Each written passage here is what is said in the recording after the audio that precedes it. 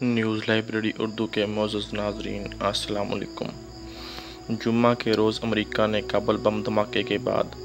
مشرقی افغانستان صوبہ ننگرہار میں داعش خراسان کے ٹھکانے پر ڈرون سے فضائی حملہ کیا تھا، جس کے نتیجے میں 2 افراد ہلاک ہو گئے تھے،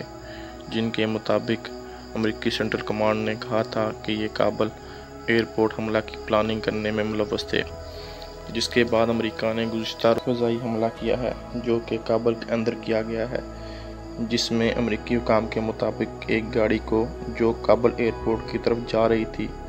ڈرون سے نشانہ بنایا گیا ہے، اور اس میں مشتبہ طور پر متعدد خودکش حملہ آور سوار تھے، جبکہ ایک عینی شاہد نے افغان نیوز ایجنسی کو بتایا کہ ایک راکٹ اس گھر میں موجود ایک کار سے ٹکرایا، جس میں ایک خاندان کے 2 افراد ہلاک اور 3 زخمی ہوئے ہیں۔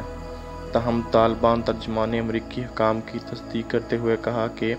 امریکی فضائی حملے میں 2 خودکش بمبار والی ایک گاڑی کو نشانہ بنایا گیا۔ ہر خبر سے بروقت آگاہ رہنے کے لیے چینل کو سبسکرائب کریں اور گھنٹی کے نشان کو دبا دیں۔ شکریہ۔